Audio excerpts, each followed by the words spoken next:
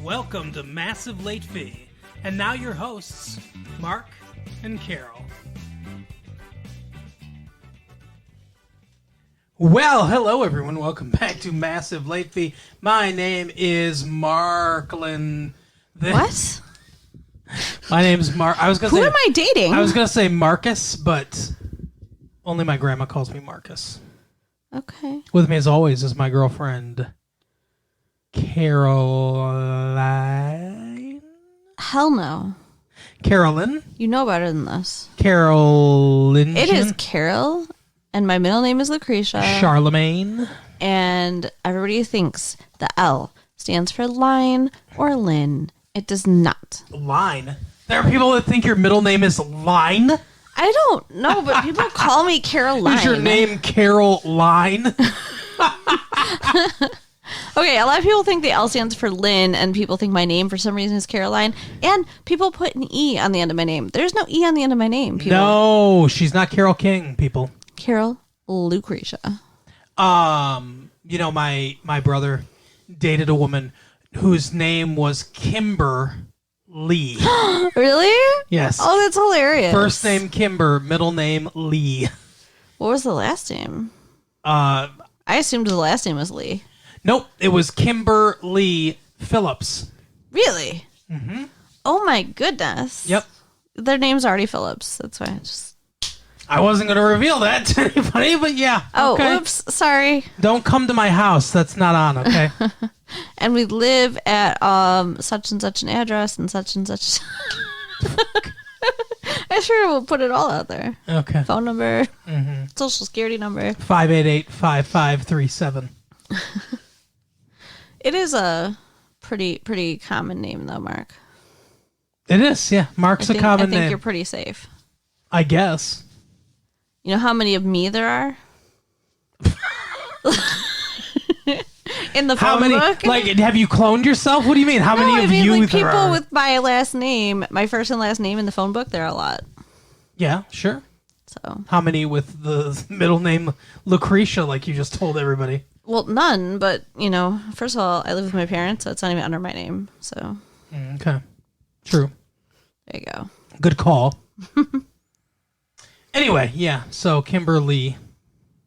That's pretty cool. I like this person's parents. Yeah? Yeah. Okay.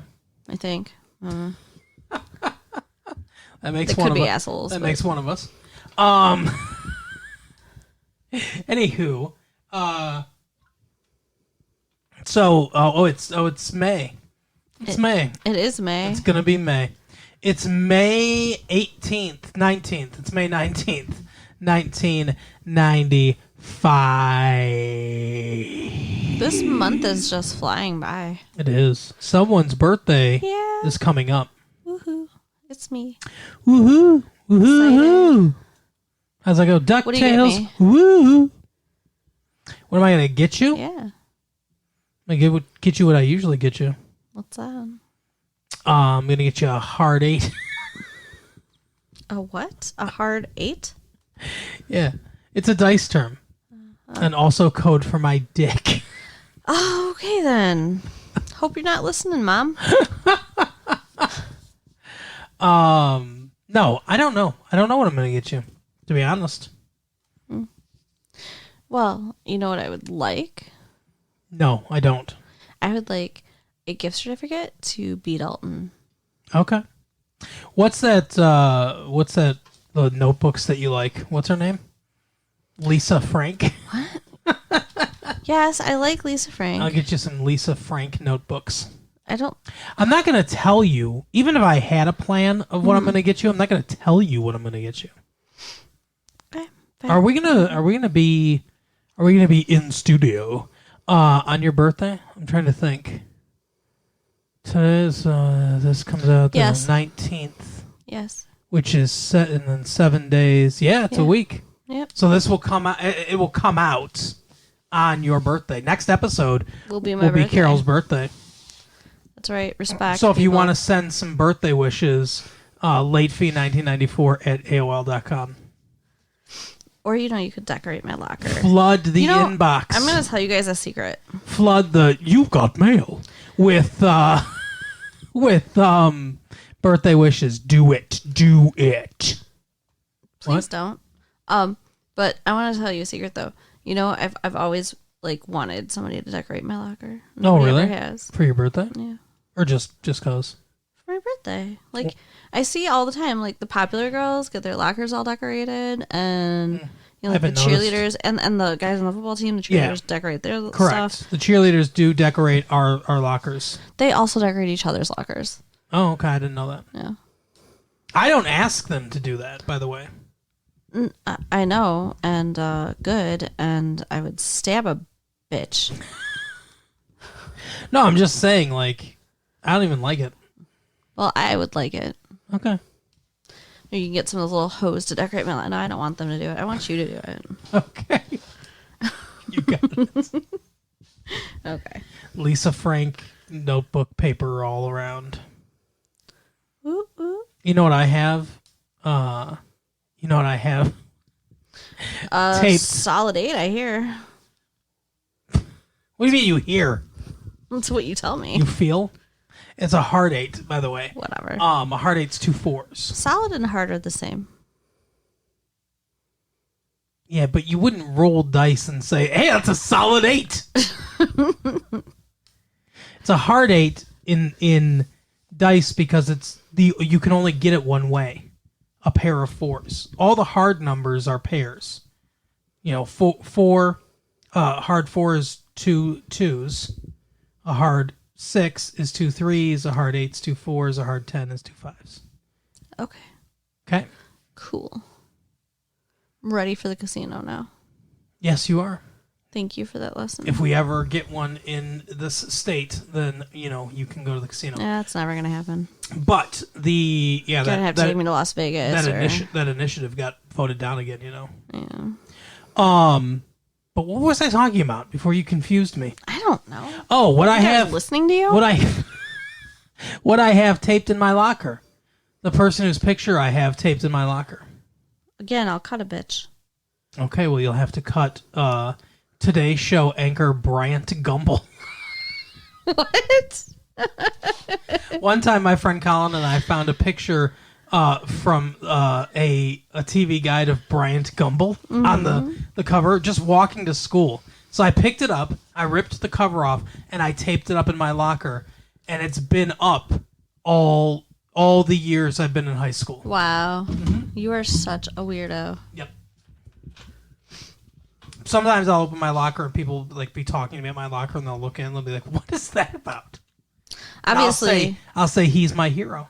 Obviously, I never look at your locker. Or I would know that. So I'm too busy looking at you. Usually when you're in my locker, you're just kneeled down.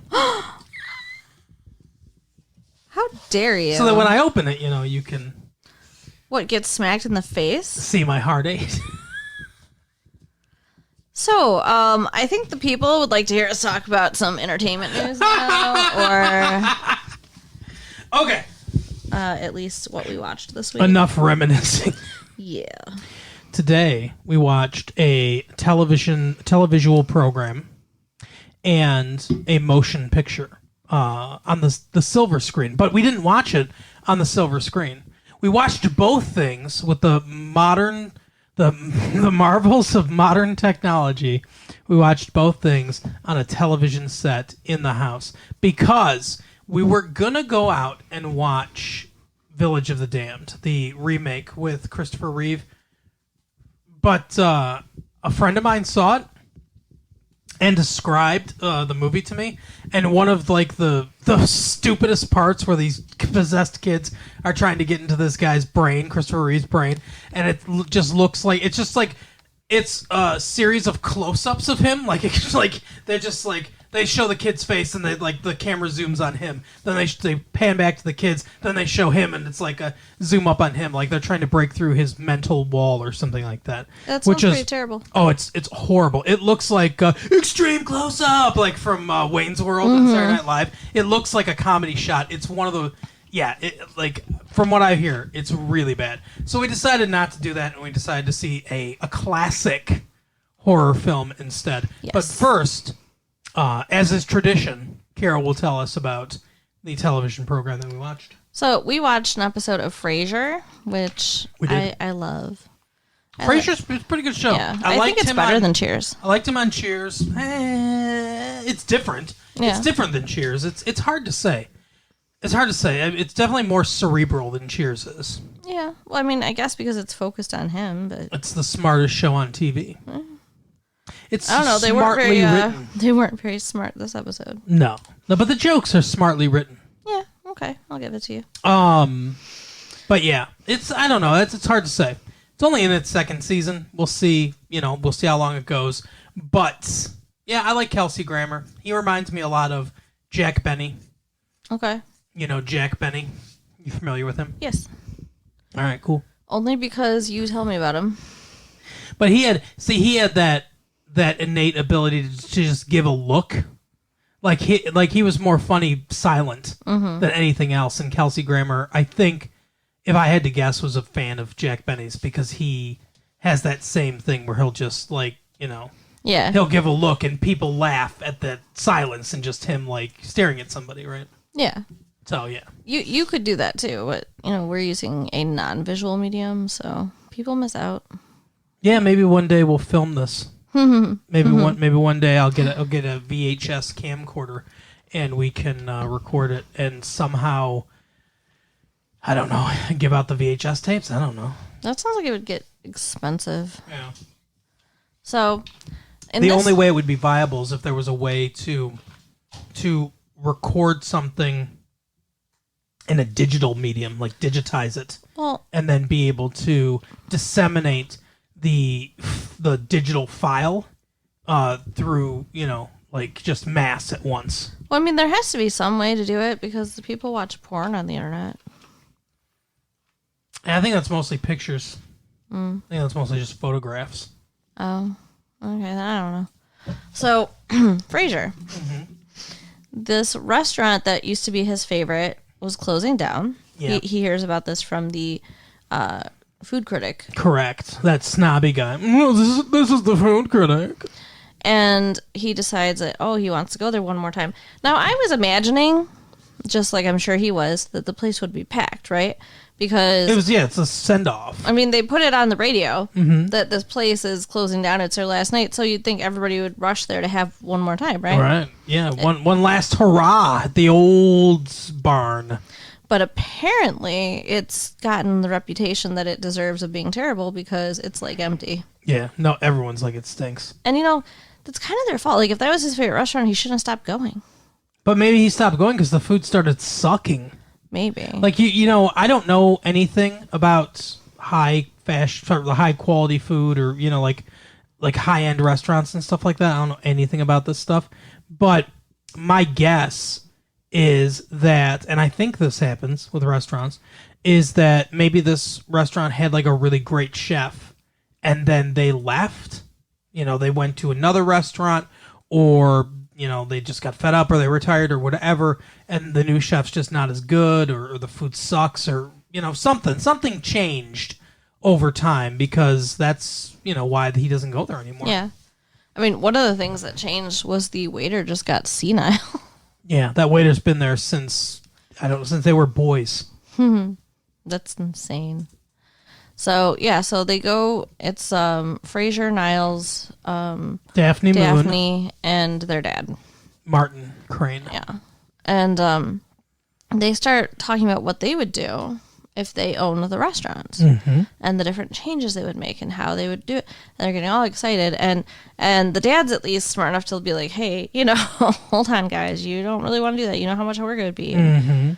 And they are like, whatever. You guys don't know how much work it would be to do a restaurant. Yeah. They're just like, we could handle it. I was a cop. And they freaking... Every episode he mentions that he was a fucking cop. Yeah. We get it, Martin. But they buy the restaurant. I mean, I How can much money do they have? Right, that's what I'm saying. I can understand, you're sitting there, you're daydreaming about it, whatever.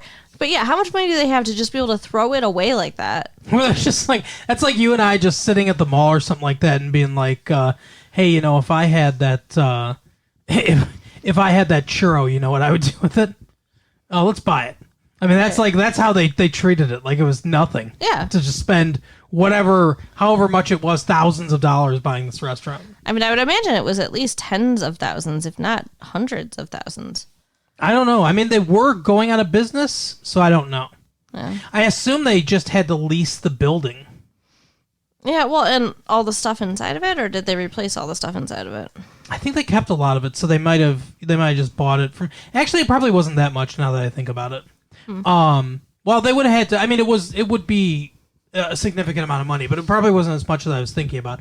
Because if they're going out of business, they don't own the building, the restaurant. They're just closing their doors. They're just like, we're done now. So they'd have to get the lease from the city. And I think like normal terms are about a year, so they'd have to pay for a year in advance of a lease. So that would be a significant amount of money. That you're probably talking, at least like $20,000-$25,000, something like that. And then they, the restaurant owns everything inside, the tables and all that stuff, and the curtains, all that kind of stuff. And they probably said to them, hey, we'll give you whatever for it. We'll give you a couple thousand for it. I don't think they kept it because if you notice, like in the beginning, the chairs and stuff, like some of them had holes in the back. Oh, I didn't notice that. They were in really poor condition. So I think they probably, and here's where the cost came in.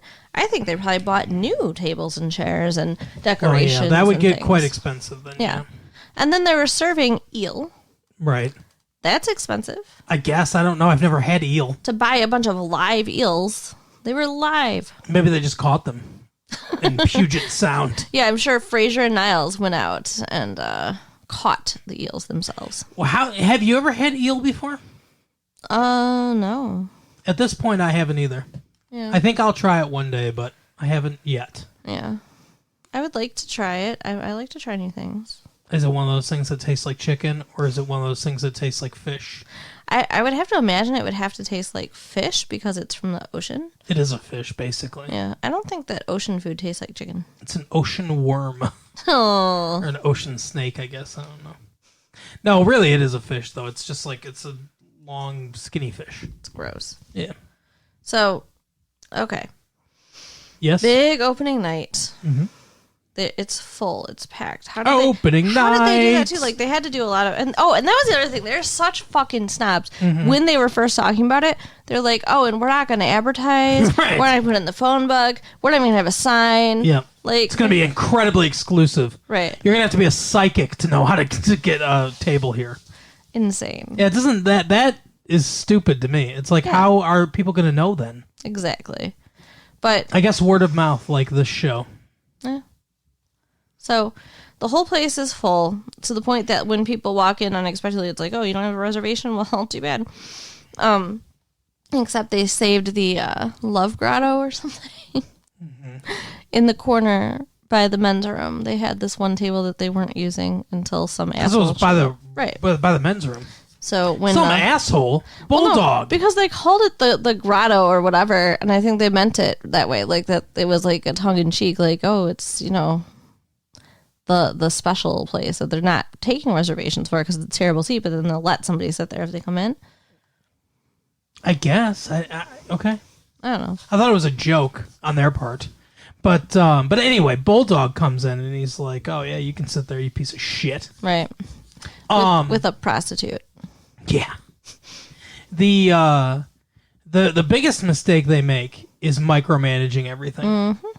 That's the problem. Things they don't know anything about, too. They are not chefs.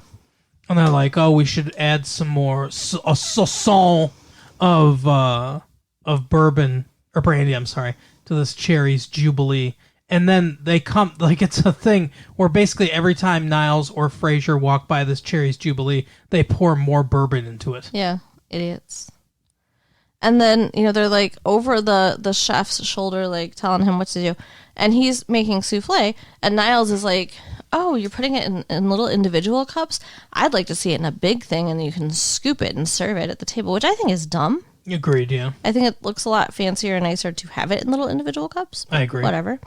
And then Fraser's like, oh, no, we talked about little cups. And instead of him arguing back at any point to say, oh, no, your brother said, he's just like, okay, fine, I'll do what you say. Mm-hmm. Until he gets so mad that he quits. Yeah. Like, why? If I were him, wouldn't you have said something? Yeah. So, yeah. I'd be like, well, why don't you talk to your fucking brother then? Right. But instead, he just walks off. So they have no chef. Yeah, and then Niles mentions that at the mayor's table, there's the head of immigration, and the entire kitchen staff leaves. Yeah, everybody walks out. And then Roz comes in, and they recruit her to be a waitress. Mm-hmm. And they have Daphne in the back. Mm-hmm. Cooking with Niles. Mm-hmm. And Frasier's, I don't know, being the host still, I guess. I guess. I don't know what the frick he's doing except being annoying. He's not contributing. No, that sounds like Frasier. Yeah. And then when Roz goes to serve the Cherries Jubilee that they've dumped all this bourbon on, it creates an explosion. Cherries everywhere. I don't know that would happen, actually. You don't think? Well, I guess would the fire be higher if there was more brandy in there? Yes. Or would it just burn longer?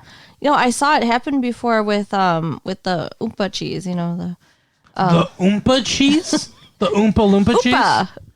Opa. Yeah. Man, you really are not Mediterranean anyway. But I love that stuff. Opa. It's called saganaki. Saganaki. Yeah, they put way too much on it, and it like went like there was like a poof of fire that was much bigger than usual. That's not alcohol, though. You know that, right? What they put on there? Yeah, it is. It's alcohol? Yeah. What do they put? What alcohol do they put on there? I don't know, but it's definitely alcohol because I could taste it like that one time when they put too much on. Oh yeah. Did it taste good? Yeah. It's probably ouzo then or something like that. Maybe, but yeah, it's definitely alcohol. I want ouzo now. That sounds so good. It is good. So yeah, so then the you ever been to a Greek wedding? No, have you? No. Well, I mean, yes. I was to a Greek wedding once, and the ouzo, you know, is at the reception afterwards. Awesome. I just have a friend who's Greek, and they stole it from their parents, and we had some. It was good. Okay. Yeah. Well, if you ever get a chance, go. You know, get to a big. Get thee to a nunnery. Yeah, exactly. Just continue. Okay, so these sprinklers go off because of this big explosion of Cherries Jubilee. And Frasier mentions, like, because they're like, "Oh, thank God the sprinklers didn't go off," and he's like, "Yeah, they're on a timer," and he spends the 15 seconds explaining how great that is that they're on a delayed timer and like all this stuff instead of being like, "Hey, let's push that button so they don't go off." Right, like he's such a fucking idiot. Yeah. So everybody runs out. They have no more customers, and no more kitchen They kept on the staff. senile dude as a valet. As a valet. It was so dumb. He keeps talking to the walkie-talkie, and the guy's just like, "Who is this? Who's this?" And then hopefully it was even the right car, right? Goes to get somebody's car, and drives it into the restaurant. Yep. Which might have actually been the best thing that could have happened for them. If they have insurance. If they have insurance, because... And they're not liable, I don't know. Yeah. So if they happen to have insurance, then that might have saved them from losing their ass. Yeah. See, that's the thing is I don't know. I don't know if insurance will cover that or not. They didn't do it. Their employee did it. Yeah, but would they have to sue him? And then I have to imagine that he's judgment proof. Why? Don't you think? What does that mean? Judgment proof is when somebody is... So, like, you sue someone in civil court, right? And let's say, like, they did $1 million of damage to your home. And you sue them, and they have no money. They have no money and no assets, no possessions. I mean, nothing of any kind of value that you can really take away. They don't own a house, or they live with their parents or whatever. They're what's called judgment proof. You can't get anything out of them. You can sue them, and you can win, but it's not going to matter because you're never going to see anything from that because... They don't have anything that can be seized. Right. Wow. Yeah.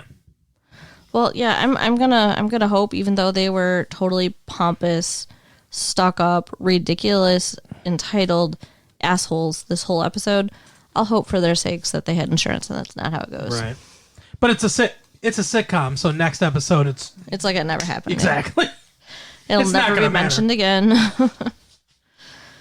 So yeah, that was the episode. Yep. Yeah, what'd you think? I like it. I like the show. It's funny. It's a funny show.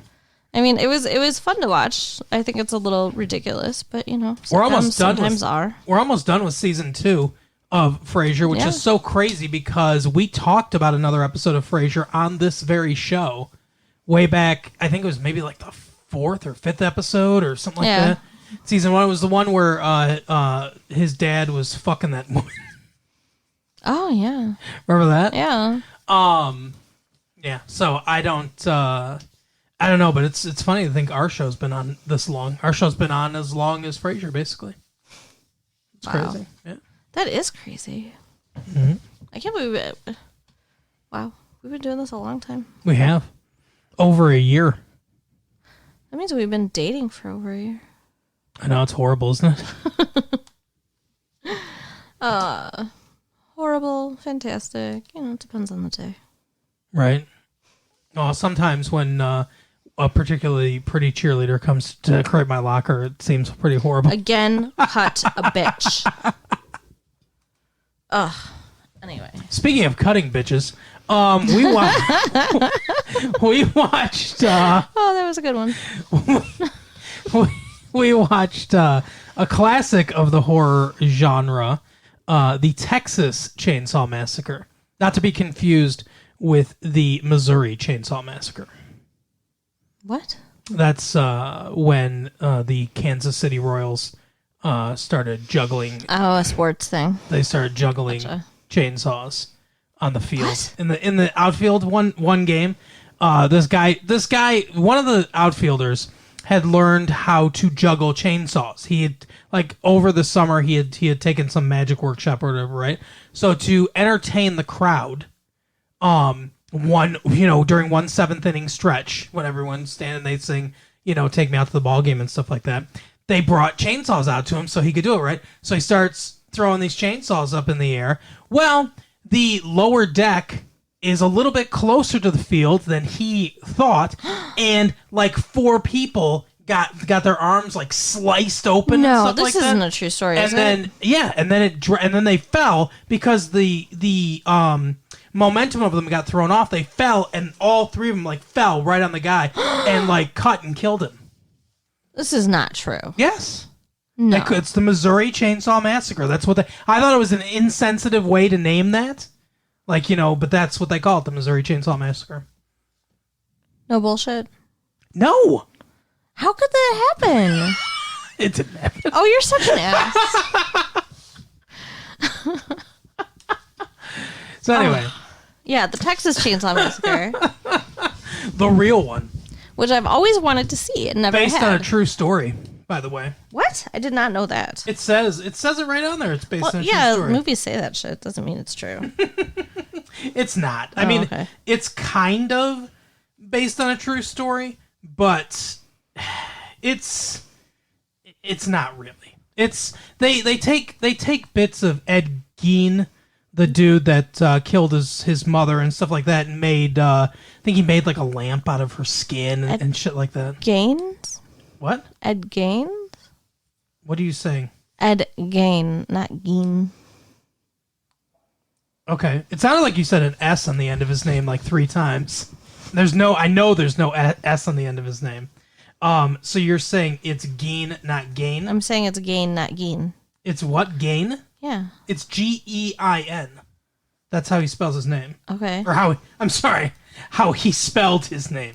Because he's dead. Been dead for quite a while. But he made so he was from Wisconsin, Ed Gein. Gain. Whatever, Ed Gein. Whatever.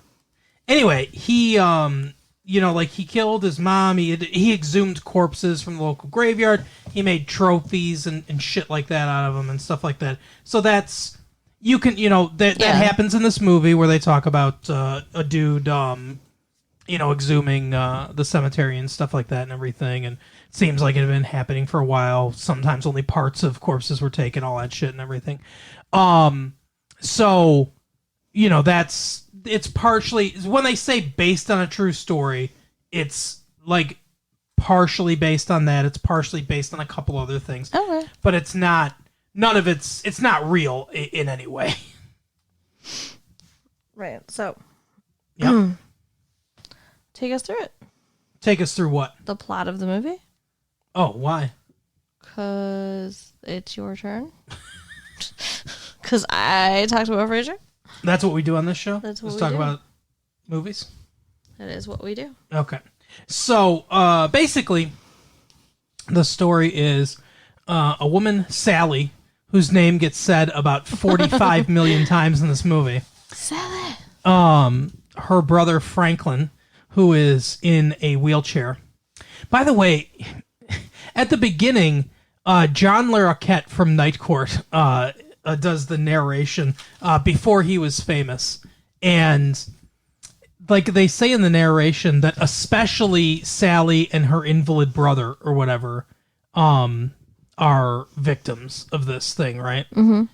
But why? Why especially them? When you watch the movie, I mean, maybe especially her, I guess, but like at least, from a psychological standpoint, but he didn't suffer any more than any of the other two. That's true. He might have suffered less. Yeah, well, definitely suffered less than Pam. Yeah, oh God, poor Pam. Oh. So anyway, for those of you that don't know, it's a 1974 film by Tobe Hooper, a legend of the game, Tobe Hooper. And they so these the Sally, her brother Pam and Kirk, who are dating, and then I think Ted or something like that. Jerry, who's driving the van that they're in. Yeah, because remember Jerry, the screaming Jerry. Yeah. And I don't think Jerry and Sally are dating, but we'd never get like a definitive they are or they aren't. But it seems like maybe she likes him. Yes. But they're not together or whatever. So anyway, they're all going to their family's old, like, fucking broken down farmhouse. No, that wasn't the destination. I thought that's where they were going. No, they were gonna get gas and move on. They just stopped there because I thought. Why would they stay there? Well, where were they going? I don't know. They don't really tell us. That house looked like it should have been condemned. There was not even furniture in that house. Why would that be their destination? She said something like, this is my room or something like that. Come on now. Seriously? Seriously, I don't think that that's where they were going.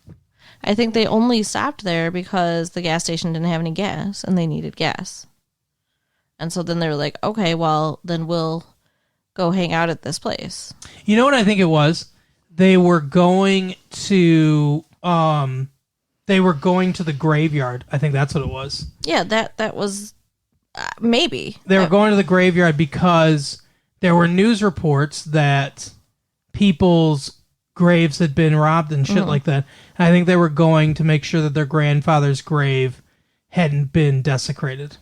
Well, I know that's one of the things they do before they get there. And I think that's what they were doing, and they were just going to stop out and look at the old farmhouse. Yeah, and then turn around and go home. Yeah, and then go home. That makes sense. I think that's what they were doing, yeah.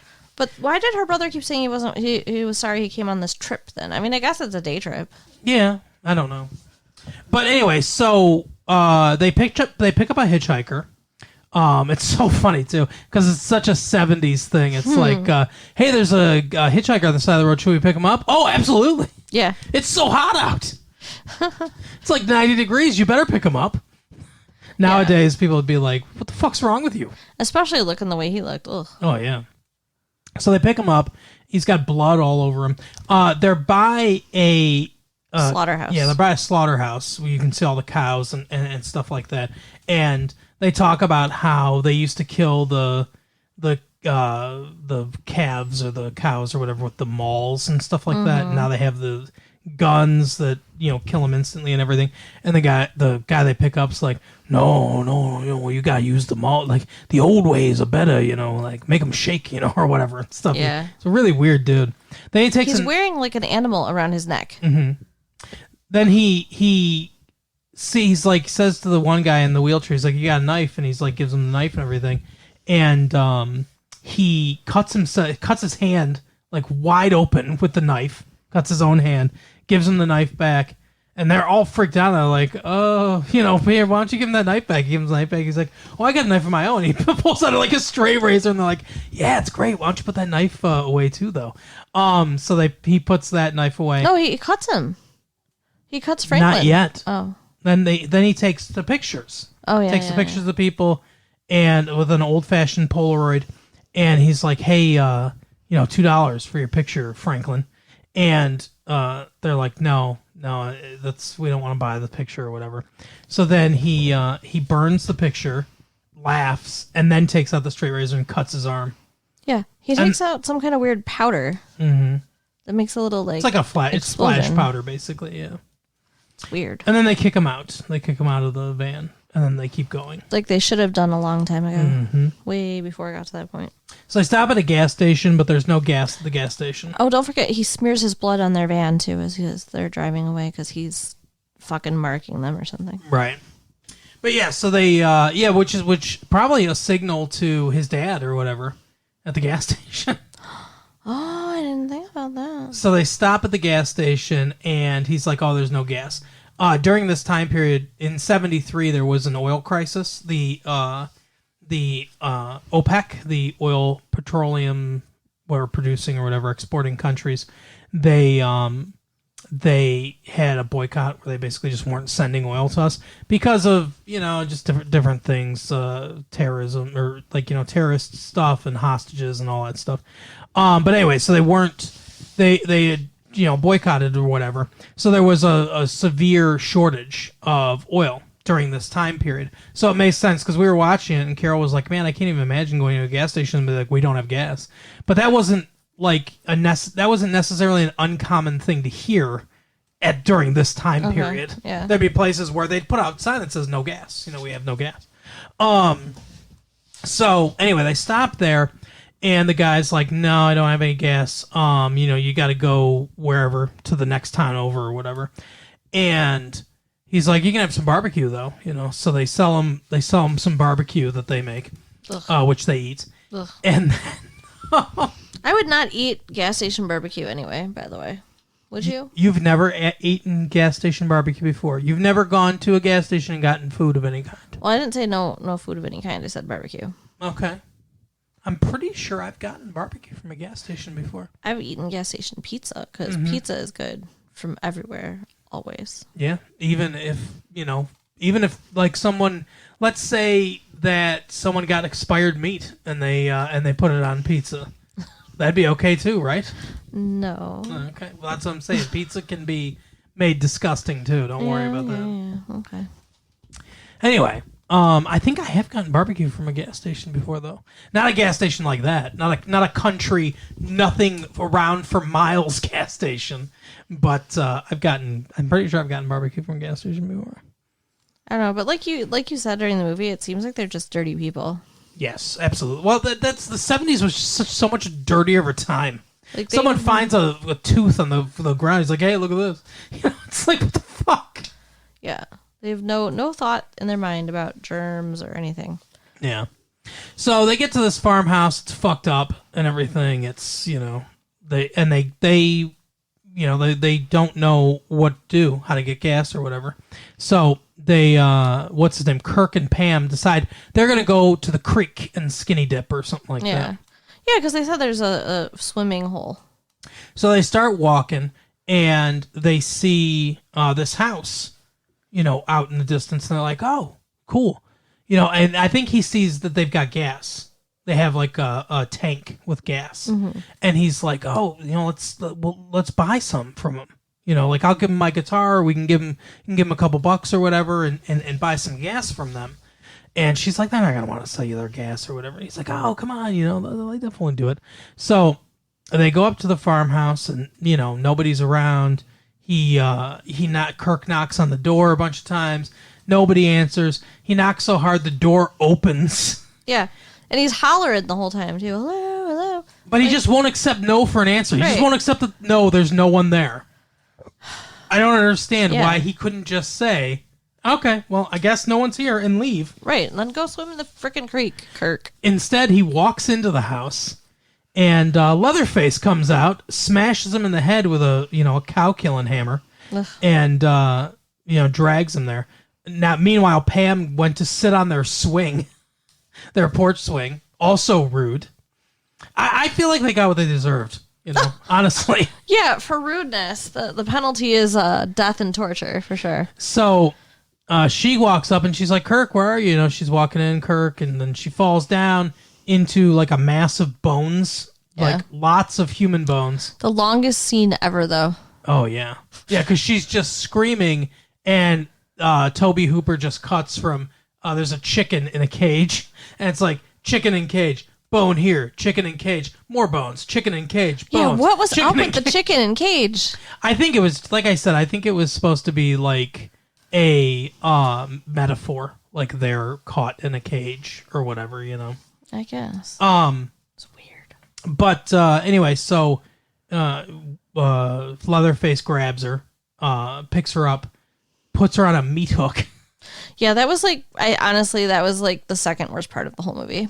And she's on a meat hook, just like, like crying and trying to get off. Yeah. You can't pull yourself off of a meat hook. No. Just like when you watch Hellraiser, can't do it. Yep. That's what this movie reminded me of. I guess Hellraiser took some inspiration from this movie, I think. Probably, yeah. But anyway, so she watches as he's chainsawing Kirk. Yeah. Which has to be horrible, because it's like, she knows that's going to happen to her next. And yeah, so then we cut from that scene, and we're with Jerry and Pam and Franklin. And they're talking, and they're like, oh, I don't know what happened to him. Yeah, it's dark now. Or it's getting dark. Yeah. It's not totally dark yet. But he's like, I guess I'll go look for him down at the swimming hole. Where'd you say it was? And she wants to go with him. Because she likes him. And he's like, no, stay here with Franklin. So he goes and looks for him, finds the same house, and is like, hey, anybody in here? And he's about to leave. He's not rude. He's about to leave, but then he sees, I think it's Pam's, or it might be Kirk's, like coat or whatever, sweater, like draped on the thing. He's like, hey, you in here? So he starts to like walk in here, and then he also gets hit on the head. It's the same kill, basically. Yeah. Just slammed into the head again by Leatherface. So then Sally and Franklin go down there. They have this big argument where he's like, he wants to just leave. He wants to go to the police or something. And she's like, which, I understand. Two people go off on their own and never come back. And then a guy goes to look for them and also never comes back. I probably wouldn't want to go down that same path. But anyway. Logical. But they don't have the keys. Yeah. So Franklin finds like, okay, I'll go with you. And she's like, I can't push you down this hill. Right. Because, and I feel bad for him too. Like, we haven't even talked, like, when they get to the house at first and stuff, they just left him outside and go inside and go up the stairs. And he, like, hears them laughing and having fun without him. Yeah. It's got to be, like, horrible for him. No, I agree. They're pretty rude and inconsiderate to him. But so she's pushing him and everything. They're in the woods and stuff. All of a sudden, Leatherface pops up with his chainsaw and just like fucking goes to town on Franklin. Yeah. The way it's shot is kind of, I mean, I understand they're dealing with limitations of filmmaking at the time, but it's almost comical because Franklin's like they're like sitting there in the chair and he's like, and then they film it from behind Franklin so you can't see what's going on because obviously they're not really cutting into his body, but then Leatherface is just like, he's just like, he's gyrating like up and down to the chainsaw and everything. It looks almost, like I said, comical. Yeah. Because it's like if that happened in real life, then like he wouldn't be screaming anymore. Like he'd look like, the inside of an exploded hot dog or something like that. Yeah. But anyway, so she's screaming.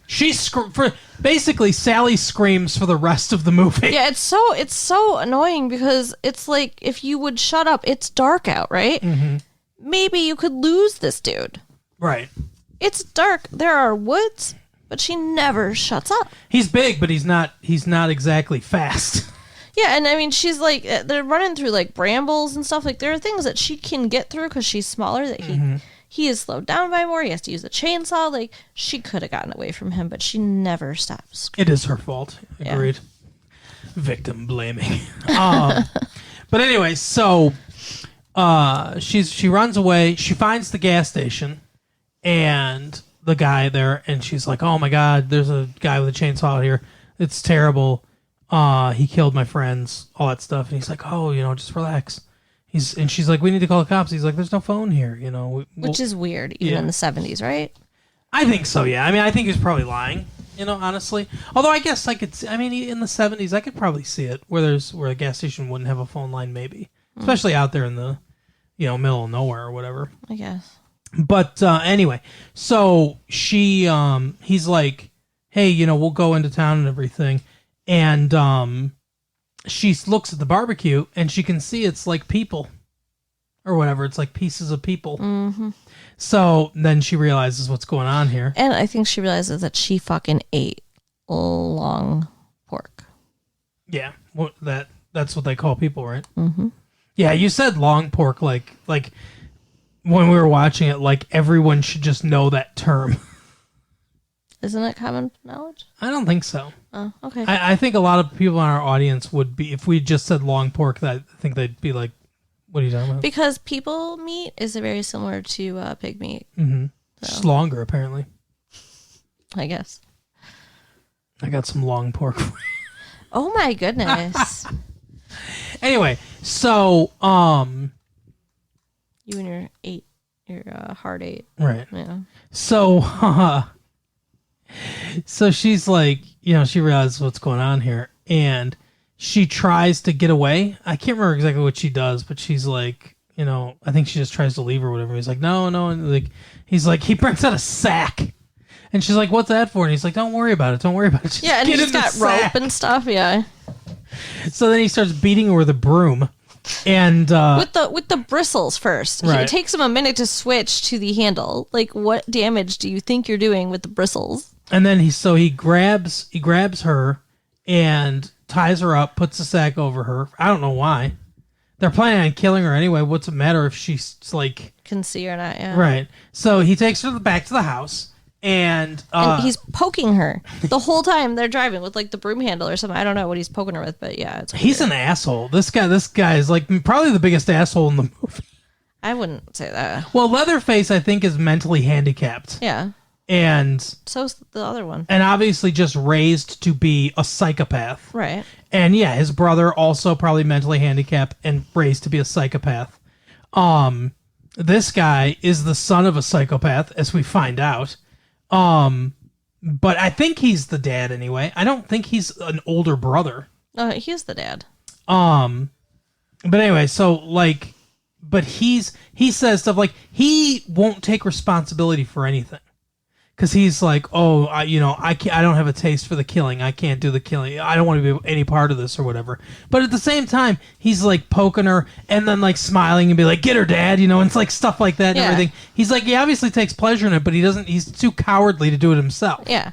So yeah, I think he's an asshole. And for a minute, I was wondering, like, well, then how did they manage to do this before the boys were old enough? Mm-hmm. But it was the grandpa. Yeah. Which we find out this thing that looks like a mummy sitting in a chair upstairs that she saw earlier in the movie. It looks just like a decomposed corpse, basically, is alive and the grandfather. Yeah. And I think that's a mask as well. I think. I mean, if it's not, then what the fuck? Yeah, how old is this dude?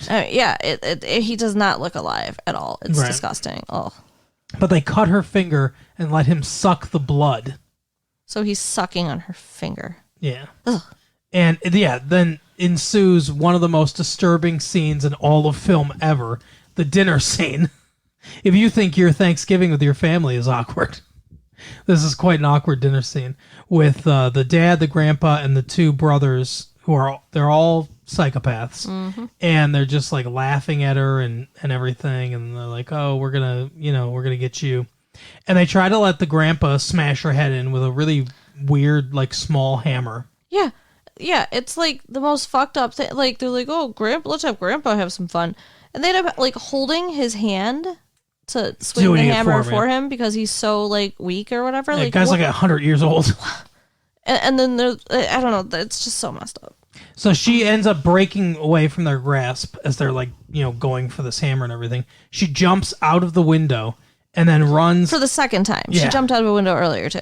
And then runs into the road where an 18-wheeler is, passing by. It is now morning, by the way. This has been going on all night long. Right. He sees what's up and, obviously is there to help. So he pulls her into the cab and everything. But I don't know if he turned the car off or whatever, but Leatherface is there with his chainsaw and he's like slamming, like he's trying to get through the door. Yeah, to get through the door. And she her and the truck driver, they go out the other side and he grabs this big wrench. And then this is one of the funniest things too. Leatherface is running after him, and he just throws this wrench and hits him right in the face. It was awesome. And then he falls and cuts his own leg a little bit with his chainsaw. And then he gets up, and I don't know whatever happened to the trucker. Like, he just runs away, I guess. Yeah, I don't know. We never see him again. But the brother, the hitchhiking brother. Oh, we never talked about the fact that, like, the hitchhiking brother shows up. Like, the hitchhiker was his brother. Yeah. This is their day, yeah. Yeah. So he's out there, and he gets run over by the semi-truck. Oh, the semi-truck killed him, yeah. Yeah. Yep, that's right. So I forgot about that, but yeah, it, like, very gruesomely gets destroyed by the semi-truck. because he was also chasing her with his knife. Mm-hmm. And so then another car comes by, like a pickup truck, and she's, like, waving him down. She gets into the pickup truck and, like... She just jumps in the back. I don't think he stopped all the way. Like, I think he understood what was happening more, and yeah, he just slowed down enough. Yeah, and she's screaming the entire time, and then we just go to credits, and that's it. Yeah, she kind of starts laughing at the end because she realizes that she's getting away, I guess. Yeah. And Leatherface is just in the middle of the road, like, dancing with his chainsaw or something. Right. Like, I don't understand what that was about. Yeah. It's very fucked up. The whole thing's very fucked up. I mean, I'm assuming, police are going to be called and coming to there and everything. Yeah. Yeah. Good. Ugh. Although there are sequels. They might forget Grandpa. Like, they might, you know what I mean? Like, they might not notice that he's actually alive and just leave him there. But there are sequels to this movie. That frightens me. I think there's like 2, 3, or 4. Did you see them? No, I haven't seen anyone but the original. Because I'm wondering, like, if the sequels are, like, copycats, or do you think they really... No, I think Leatherface features in all of them. I think it becomes like, it becomes almost like a Friday the 13th type thing or something. Gross. Yeah. Sad. Disturbing. Yeah. Let's watch the sequels. What'd you think? Gross. Sad. Disturbing. I mean, like, body horror, which is partially what this is with all those sculptures, is for sure. not my thing. Yeah, me either. And, like, gore, also not my thing. Yep. But I'll say the movie is quite successful in, doing what it's trying to do to disturb the audience. There's some really beautiful shots in the movie. There's some really good artistry going on with the camera. But yeah, as far as the scares, it's a really disturbing movie. And I can see movies that take inspiration from this and everything. But yeah, it's not a movie I'd want to watch again. I did watch it again, but it's not a movie I'd revisit a lot because it isn't. I like suspense more than I like gore. Yeah. Like flat out, like blood and stuff doesn't, to me that's like gross out type stuff. That's stuff that would make you go like, ew, like that, To me, that's not scary. It's just gross. It's not scary. Well, it's scary too, but it's uncomfortable and disturbing. I guess. I mean, a little bit. But see, I can always...